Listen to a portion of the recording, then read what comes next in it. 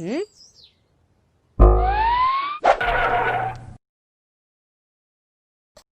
Hello friends, मैं हूँ रचना। आप देख रहे हैं नियर टू सक्सेस।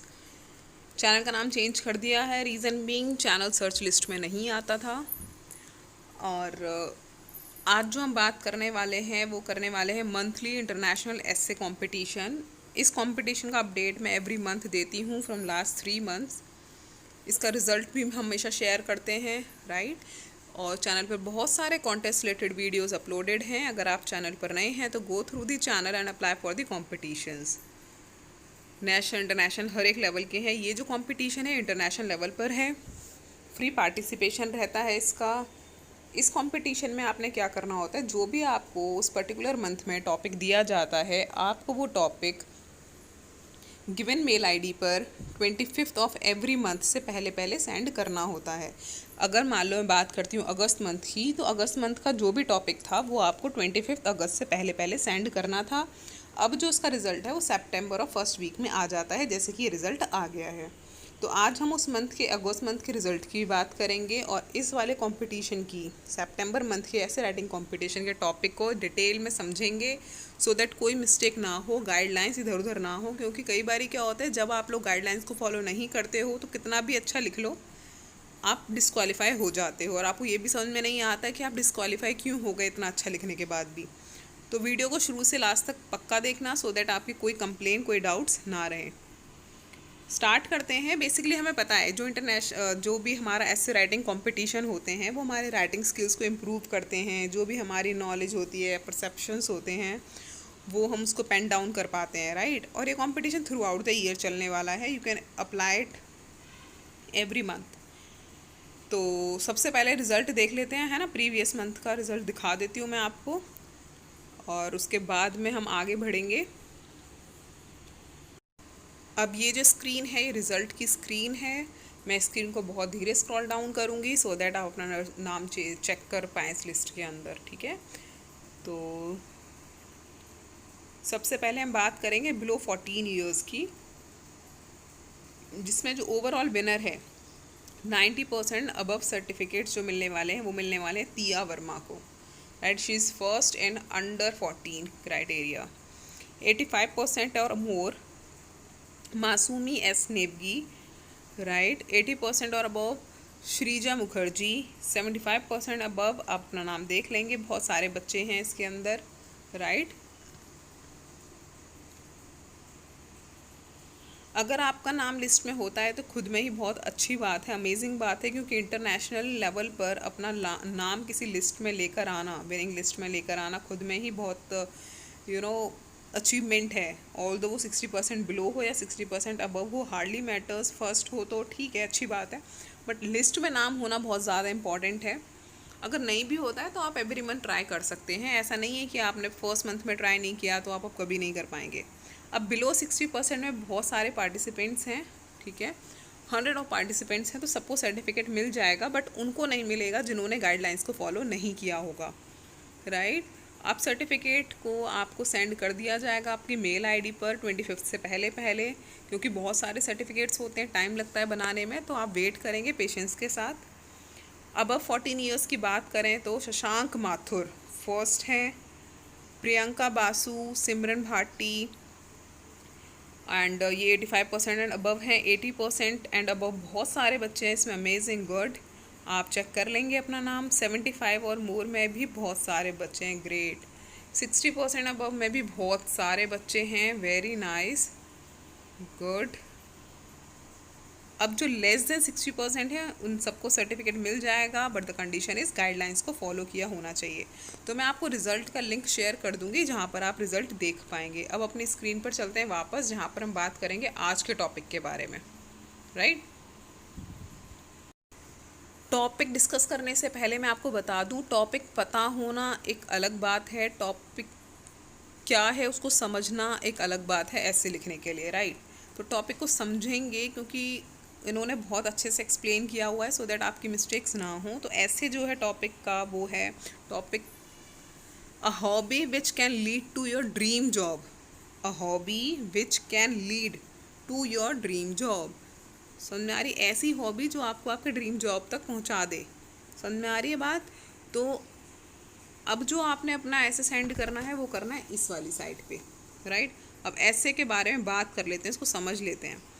जो ऐसे होगा वो आप किसी भी एक हॉबी के बारे में बताएंगे। अब वो जो हॉबी होगी वो sports, painting, reading, singing, videography, photography, horse riding, marketing, public speaking, acting, research, drama, कुछ भी हो सकती है। अब स्ट्रक्चर जो होगा ऐसे का वो किस तरीके से होगा, पहले आप इंट्रोडक्शन देंगे अपनी हॉबी का।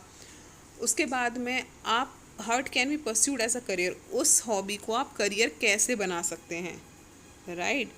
Where one can take professional course related to that. अब मान लो कि आपकी हॉबी स्पोर्ट्स है, तो आप स्पोर्ट्स में अपना करियर कैसे बना सकते हैं। अगर आप स्पोर्ट्स में करियर बनाना चाहते हैं क्योंकि वो आपकी हॉबी है, तो आप प्रोफेशनल हेल्प कोर्सेज कहाँ कहाँ से कर सकते हैं, like books, institute, degree, job, prospects etcetera. तो पूरी डिटेल्ड इन्फॉर्मेशन होगी। अगर कोई बच्चा बोलता है कि मेरी ये हॉबी है, तो उसको गाइड कर पाएँ कि अगर आपकी हॉबी है तो आप ये करो, क्योंकि हॉबी में अगर करियर मिल जाए तो इससे अच्छा कुछ नहीं हो सकता। बच्चा अपना 100% देगा। आपका कंटेंट इंटरनेट से कॉपीड नहीं होना चाहिए, ऑल्दो बहुत अट्रैक्टिव लगता है, but it would not be acceptable. आपका जो ऐसे होगा वो पैसिव वॉइस में नहीं होगा, मतलब कि आप अपने ऐसे में आई माई का यूज़ नहीं करेंगे, पर्सनलाइज नहीं करेंगे। ऐसा हो कंटेंट जो सब कोई पढ़े। Do not write only about your hobby. This essay is not only about your hobbies, right? अपनी बस हॉबी के बारे में नहीं लिखना है, ये सिर्फ आपकी हॉबीज़ के बारे में बात नहीं है। टॉपिक है you should write about a hobby which can be potential career option. ऐसी हॉबी जो करियर ऑप्शन भी बन सकती है, राइट। आई होप अब टॉपिक क्लियर होगा। ये लाइन आप जितनी बारी पढ़ोगे ना आपको समझ में आएगा कि क्या बोलना चाहता है, ये वाली लाइन, ठीक है।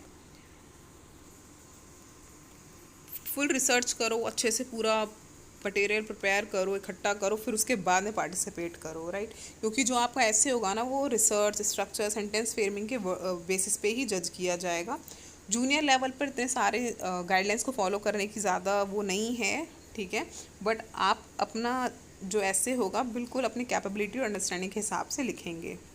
मेल आईडी हम ऑलरेडी डिस्कस कर चुके हैं। MS वर्ड में आपको अपना ऐसे सेंड करना है, और जो उसका नाम होगा वो होगा name_age। name_age से क्या मतलब है, जो आप अपने ऐसे का नाम देंगे वो कैसे देंगे अपनी फाइल का नाम। जैसे अगर मान लो मेरा नाम है रचना, ठीक है, तो मैं लिखूँगी रचना,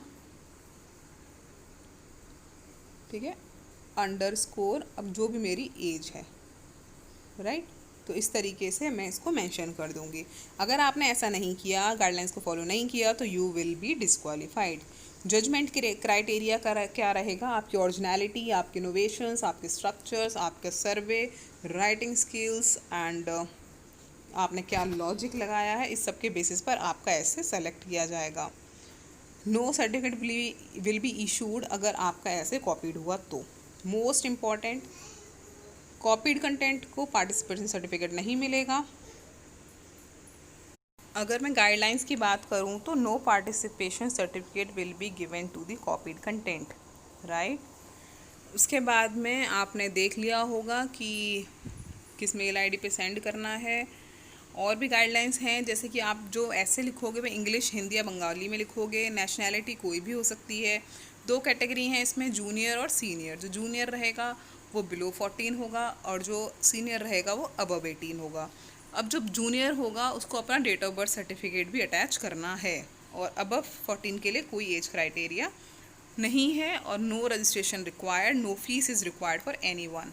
इम्पॉर्टेंट रूल्स देख लेते हैं। जो मिनिमम है आपका जो ऐसे वो 750 वर्ड्स का होना चाहिए, मैक्सिमम काउंट कितना भी हो सकता है। अब आपका जो ऐसे है वो प्लगइन्स फ्री होना चाहिए, कोई कॉपी नहीं होना चाहिए, यूनिक होना चाहिए। इसको आप कैसे चेक करोगे, ऐसे लिखने के बाद में इस टूल पर अपलोड करोगे।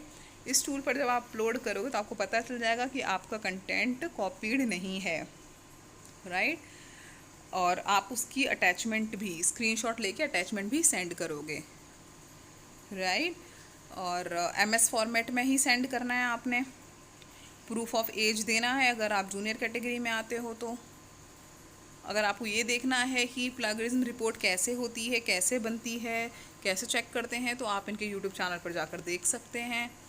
जब आप अपना ऐसे सेंड करोगे, लिखोगे, तो सबसे पहले आप ऊपर लिखोगे अपने name, age, city, phone number, email, photo optional है, right. You can participate every month. I और माई का अवॉइड करोगे यूज़ करना। जेपीजी फॉर्मेट में सेंड करनी है आपने अपनी picture if you want to send.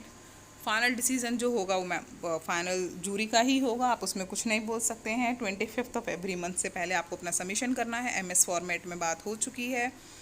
Next, अगर आपके पास ओनली दोस्त जिनके पास कंप्यूटर लैपटॉप नहीं है वो हैंड रिटन भी सेंड कर सकते हैं, बट वो लास्ट ऑप्शन है, राइट।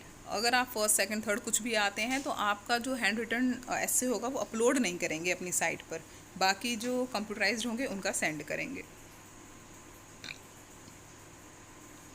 अब 14 ईयर्स को अपना डेट ऑफ बर्थ सर्टिफिकेट नहीं देना है, राइट। अगर आपको देखना है कि आपका ऐसे अपलोड करा या नहीं करा तो आप यहाँ जाकर देख सकते हो। फॉर्मेट बता दिया, एमएस वर्ड है। नेम, फ़ोटो, बायोग्राफी ये सब आपकी अपलोड की जाएगी अगर आप विनिंग लिस्ट में आ जाते हो तो। अपनी वेबसाइट पे लोड करेंगे और इसके लिए वो किसी की परमिशन नहीं लेंगे। जैसा कि मैं हमेशा बोलती हूँ, अगर आप किसी कॉन्टेस्ट में पार्टिसिपेट करते हैं तो उसके बाद में आपका सबमिशन उनका हो जाता है, वो सबमिशन का कुछ भी कर सकते हैं। सो फ्रेंड्स, ठीक है, दिस वॉज द वीडियो और आपको लिंक प्रोवाइड कर दिया जाएगा रिज़ल्ट का, आप जाकर चेक कर लेंगे। आई होप आपको सारे डाउट्स क्लियर हो गए होंगे। All the best for this month.